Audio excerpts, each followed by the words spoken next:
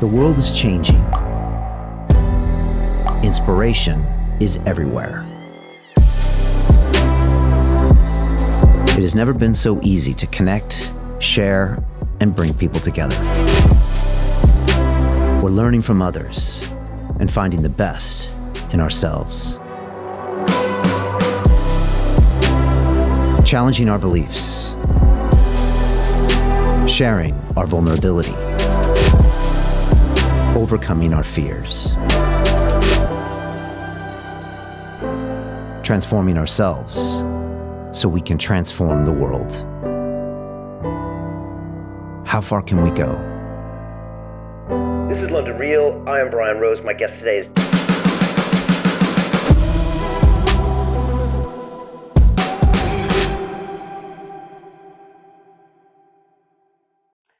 This is London Real. I am Brian Rose. My guest today is Dr. David Martin, the American author, professor, and researcher. You are the founder and CEO of MCAM, which provides research and advice to over 160 countries regarding finance, patents, and trades. You were the central figure in the documentary film Plandemic 2, which we live streamed here on our Digital Freedom platform to over 2 million viewers, the largest live broadcast of a documentary film in history. In the movie, you exposed the elaborate web of deception and lies by governments, corporations, and regulators that caused the COVID-19 pandemic. And you also appear in the latest installment, Plandemic 3, The Great Awakening. Ultimately, you believe COVID was a pre-planned act of biological and chemical warfare perpetrated on the human race. And you said exactly that in the European Parliament during the recent International COVID Summit in Brussels. David, welcome back to London Real. I am so happy to see you, Brian. It's great to be here. And man, what a beautiful suit you've got on. Well, some great things never change. Well, that's a beautiful tie. And the man that consistently pulls off the bow tie is a strong man indeed. We'll definitely get you over to London and we'll go down to Savile Row and maybe you can teach me a thing or two. How's that? There you go. David, I couldn't be more excited to speak to you. I just uploaded a 20-minute piece of you speaking in front of the EU, and I highly recommend everybody go watch that when we're finished. I think it's probably the single most important, most prescient, most potent description of the entire pandemic. And you break down everything that you've been talking about for 20 plus years, and you take us all the way back to 1965 when this whole thing started. And I had a couple flashbacks back to Plandemic 2, but you didn't go all the way into it in Plandemic 2 because it was probably so much information and it was early days. But what you said recently in front of the EU, along with the emotional content, for me, it's the most powerful thing I've seen in years. And I was curious, how would you describe, what you said? Because I think the average person watching us right now has no idea of the detail that you can break down as far as the traces of what happened to us the last few years. Brian, a lot of people have asked how I do research. And in the case of not only the coronavirus situation, but in the case of anthrax and in the case of conotoxin, in the case of an enormous number of other things, including the Ebola campaign during the mid-2010s, the difference between what a lot of people do and what I do is I watch the thing as it unfolds. You made reference in the opening to the fact that we advise 168 countries. What I receive inside of our corporate structure is the innovation disclosures, contracts, records of procurement, all kinds of things. And that goes into the Cuisinart of our data. It's how we make our global equity indexes that are traded. It's how we do our business. And so we don't look for things. We actually have a system that flags things. I can set flags for all sorts of things. I can set flags for violations of laws. I can set flags for all sorts of either themes or content or actors or whatever. And in the early 2000s, and a lot of people don't know this, but in the early 2000s, when we were asked to look into the anthrax outbreak, which most people don't even remember. I mean, when we talk about September 2001, everybody thinks about planes and towers. But the global fear in September of 2001, and the thing that was exploited to pass what ultimately became the PrEP Act in 2005, was the anthrax outbreak that allegedly happened at the end of the month. And because of the cognitive dissonance of did planes really fly into towers, people forget that the real terrorist attack was actually anthrax. And the problem about forgetting that is people also forget that several years after the alleged investigation, we were able to definitively and unequivocally and without censorship say the United States Department of Defense attacked America. There you go. It's not hard. And the problem, right, is by the time that statement was made, kind of like UFOs are real, gender isn't real, all of the crazy other things that people say, the problem is by the time you get to the conversation where people admit, oh my gosh, the US really did anthrax to itself, people have forgotten the story. And so in many respects, COVID is amnesia 2.0. That's how we should describe it, because this was another US did it to itself, right? And the Wall Street Journal just this past week, and this part cracked me up, through this amazing FOIA request, which allegedly was something they fought long and hard for. You know what they found? What you and I talked about nearly 3 years ago. But if you're looking for the whodunit as a forensic investigator versus you're observing the crime as it unfolds, you have two very different perspectives. And what I really did at the EU Parliament is said, hey, slow the tape down. Let's get all the facts on the table. Coronavirus, COVID-19, the whole thing was premeditated. It was murder. It was active terrorism by a state against the world. Let's call it what it is. And let's not pretend like maybe there's a more complex explanation for, I don't know, the facts. And the facts are, here's the bad news, for 58 years, the United States, the UK, in collaboration with researchers around the world, planned to use coronavirus to instill the most tyrannical reform of society that this generation has ever seen. And they did it purely premeditated to make sure that we were cowed into submission. And the bad news for them is there's a lot of people that didn't take the knee. It's just incredible when you start going through the dates, and maybe just take us back to some of these dates, 1965, 1967, 1990, where these events, and when you do it, it's like watching a train wreck in slow motion. And again, the beautiful thing about your work in Pandemic 2 is that there was no emotion, there was no opinion, it was all facts. It was published documents where you can literally show, and as you walk us right up to 02 and right us up to 2020, you literally have specific mentions about exactly what's going to happen.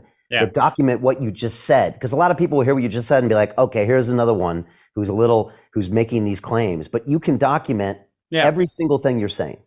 Well, and not only can I, in the EU Parliament speech, I actually put every single reference in. There's not a single thing I said that's not referenced with the source document behind it. So you can read it, do it yourself. Go read it, read the document, draw a different conclusion.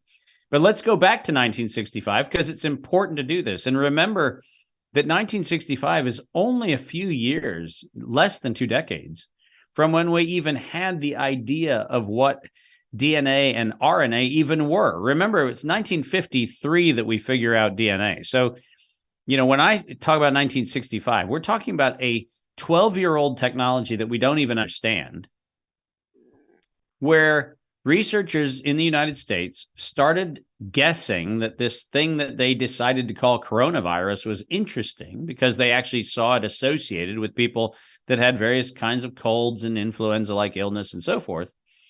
And they also found out that you could play around with it and get it to change its targets really quickly, which is a really interesting is that a good thing to know? Or is it a bad thing to know? It sounds like gain of function research, but But what happened between 1965 and 1967 was a violation of, at that time in the UK, Nuremberg standards, and in the United States, a violation of our biological and chemical weapons laws dictated in Section 18 of the U.S. Code.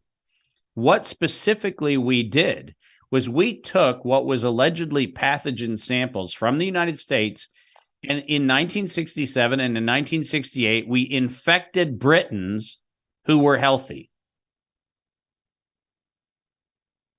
Just let that chill just for a minute, like a rosé on a hot summer afternoon, right? That's a, oh my God, what did you just say? I said it. We broke the law. We knew that we had something that made people sick. We shipped it from the United States to the United Kingdom, and the United Kingdom infected British citizens with a U.S. pathogen, allegedly to see if we could do it. Now, by the way, in 1967 and 1968, nobody in Great Britain was sitting there going, I wonder if we've got a treatment for it. They were first trying to see if they could infect people with the thing, right? That's kind of an important point to make, because the waiver of biological and chemical weapons laws in the United States and the waiver of the Nuremberg standards in the UK are based on whether you're doing research for the purpose of benefiting therapies, not seeing if you can infect people. And this is one of those little nuances that if anybody bothered to read the law, they'd go, oh my God, what he's saying is actually true. We can research for the purpose of treatment, but we cannot research for the purpose of going, what if we can take a biologic sample from the United States and make people in the UK sick?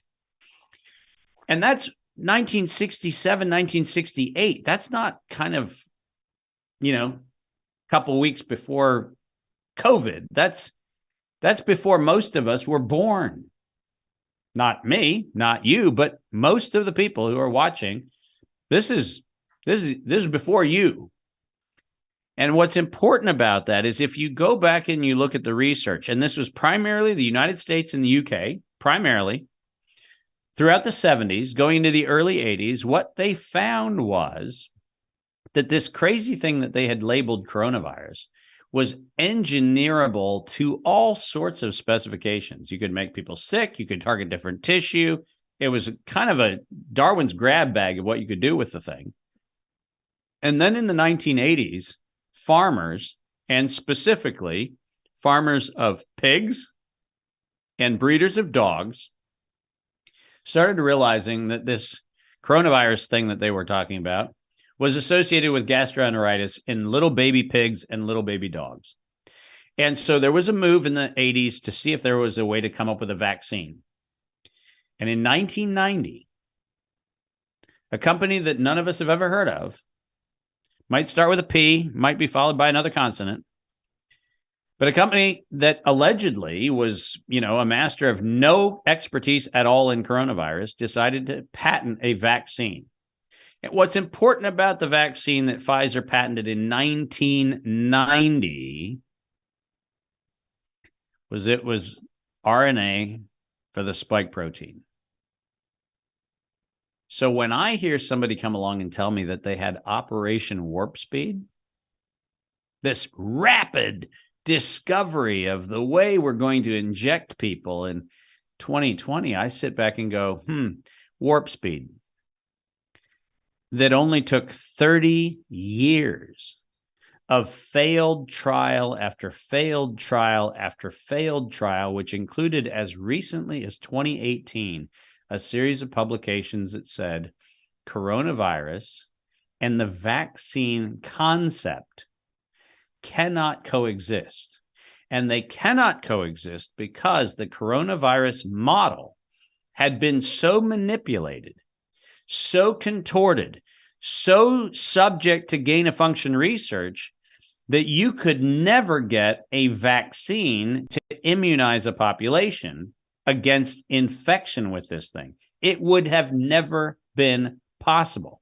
And by the way, for everybody who does the follow the science mantra, the science unambiguously says in thousands of publications, proceedings, and patents Vaccines do not work on coronavirus. That is the science.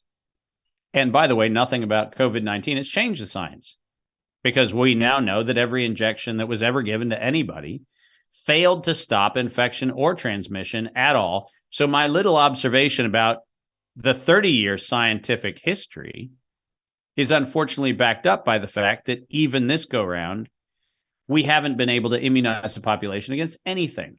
And so, Brian, the point of all of this legacy is that it was 30 years and it was Pfizer. It wasn't another company. It wasn't GlaxoSmithKline. It wasn't Sanofi Aventis. It wasn't those. It was Pfizer who had a mandate from what became World Health Organization, Bill and Melinda Gates Foundation, Gavi, the NIAID, all of the DARPA funding. Pfizer was the lead horse in the race because they, in fact, owned the race. So is it a surprise that Pfizer is allegedly a dark horse in 2020 that comes out with this instantaneous ability to respond to something that they had 30 years of failed trials to produce and never once succeeded? You know, these are things where, unfortunately, the evidence is self-evident. It's just mind-blowing, these facts. But it gets even better with your narrative. Walk me through, say, another 10 years, especially as we get up to 2002, and some of the stuff going on in Chapel Hill, because this story gets even more interesting. It's kind of like the Bible. It gets even more interesting. Yeah, well, so 1990, we find out that dogs and pigs still get sick. And in fact, when you inject them with the Pfizer vaccine, they die. So there's that problem. And it's really unfortunate, by the way, if a side effect of a thing that's supposed to make you healthy is death, it does feel a little awkward to try to pitch it as a solution. And not surprisingly, Anthony Fauci, because by this time, you'll recall, in the 1980s, he got the National Vaccine Injury, the National Childhood Vaccine Injury Act passed 1986 with President Reagan.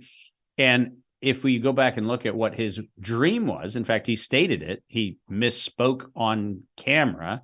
He said invariably within his career, he meant inevitably, but invariably within his career, he was going to produce a universal vaccine. He was going to try to use HIV scare back in the 1980s to be the animating impulse to get the public to fall for a universal vaccine. And he thought, and researchers at the University of North Carolina, Chapel Hill verified, that you could take the coronavirus model and use it as a vaccine vector. Now, let me unpack what that means, because a lot of people don't know what that term means. Because of the nature of the product that we call the coronavirus, and I'm not going to get into is there or isn't there. What I'm saying is the object identified as coronavirus has a series of proteins on the outside of it which actually connect with the cell. And that instructs the cell to allow the contents of that thing to actually get into the cell. Now, what makes that particularly interesting is that because it can be so precisely engineered, if you were going to deliver another agent, whether that other agent was a vaccine, whether that other agent was a therapeutic, if you were going to deliver another agent using this particle, the coronavirus model, as a way to deliver a thing was actually a plausible idea. So plausible that Anthony Fauci in the early 1990s figured out that he was going to use the coronavirus model as a vaccine for HIV. So in other words, you're going to take the coronavirus, put HIV in it, and that was going to be the vaccine. So that's a pretty dark thing I just said. I said it in a fairly light way, but it's a pretty terrifying thing when you hear what I just said. He was going to use coronavirus as the delivery agent for HIV.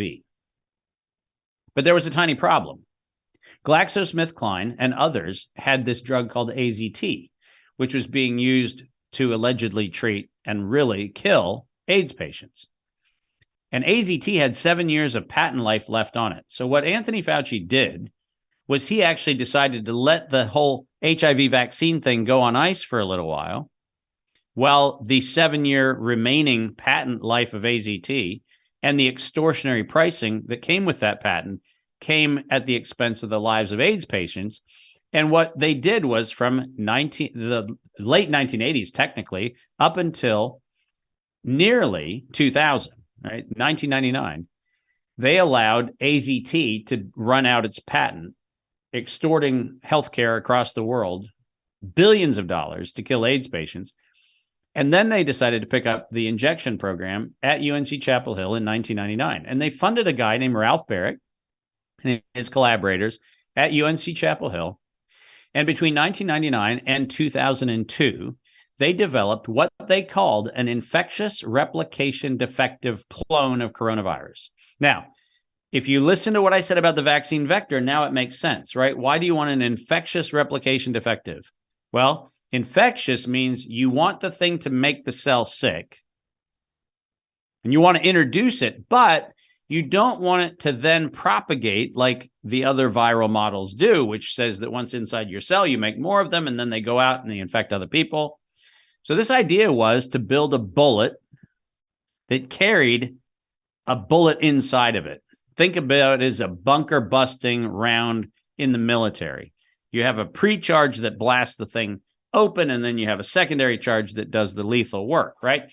Same thing, just on a very small scale. So this was a bunker buster. Coronavirus was going to be the bullet that pierced the cell wall to drop the other toxin in. And in 2002, the University of North Carolina Chapel Hill patented the infectious replication defective clone of coronavirus and succeeded in making it target heart and lung tissue. Now, just let that chill for a moment again, right? Remember, we're talking about researchers that said, it's making dogs and pigs sick. Let's see if we can take that same thing and see if we can target the heart. Let's see if we can target the lungs. And if you had an outstanding question in your mind, like, are these good people just misguided? Listen to this sentence one more time. Target the heart.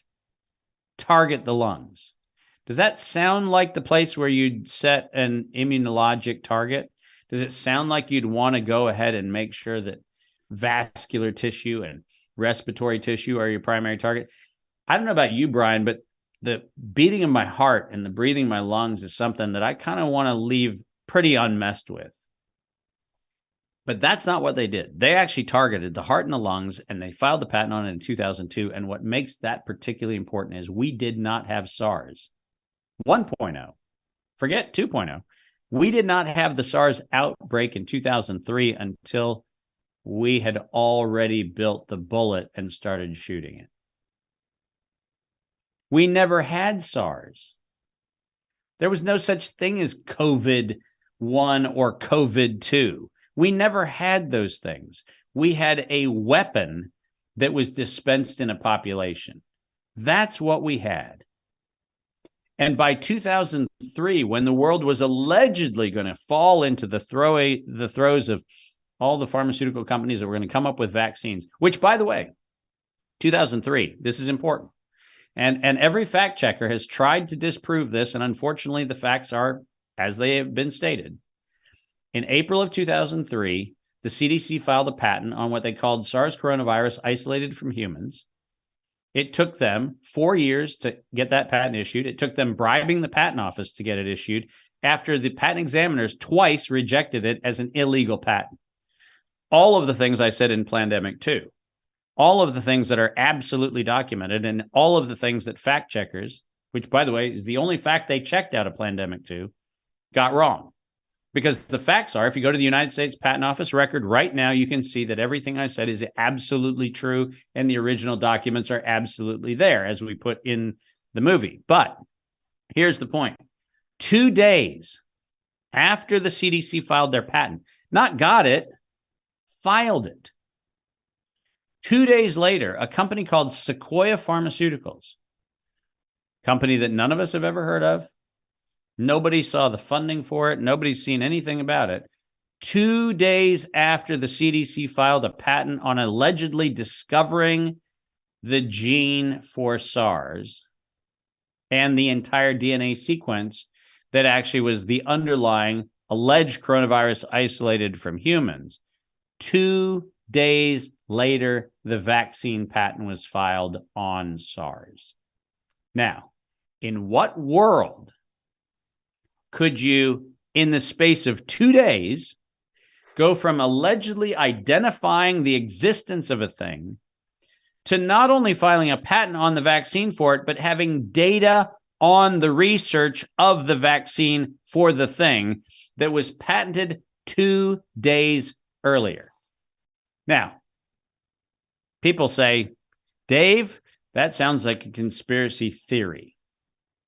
I'd like you to drop the word theory, because it's not a conspiracy theory when it is, in fact, a criminal conspiracy. It was a criminal conspiracy. There is no question that Sequoia Pharmaceuticals could not have invented a vaccine for a thing for which a patent had only been filed 2 days prior. That's a conspiracy, which is a criminal conspiracy. And that involves the CDC participating in a racketeering and domestic terrorism and global terrorism exercise to release a known toxin into a population to justify the acceptance of a vaccine. Tiny problem. By 2007, it turns out Sequoia's vaccine didn't work. Because you know what happened when it got injected into living things? They died. Didn't work. But what's fascinating about this whole story is then you actually recognize that in 2005, and this is probably the crowning achievement of the EU speech, which also fact checkers on YouTube have decided to tell me and tell everybody in the world can't be true. But it is on Ralph Barrick's downloadable CV at the University of North Carolina, Chapel Hill right now. You can go online, pause the video, confirm what I'm saying. In 2005, Ralph Barrick made a presentation sponsored by DARPA and the MITRE Corporation, M-I-T-R-E, the MITRE Corporation. And in that presentation, his title of his presentation was Biohacking a Coronavirus as an Enabling Technology for Biowarfare. Now, I've been told that I'm misunderstanding, that he was really talking about coming up with treatments for a thing. Brian, I don't know for you, I don't know if the average UK listener or viewer has a hard time understanding the English language, but let me unpack something. If it was treatments for coronavirus, I wouldn't have an argument. But if you say that your speech is coronavirus, biowarfare enabling technology, I don't know which part of that phrase is creating the problem for fact checkers. Biowarfare enabling feels to me like you might be enabling biowarfare.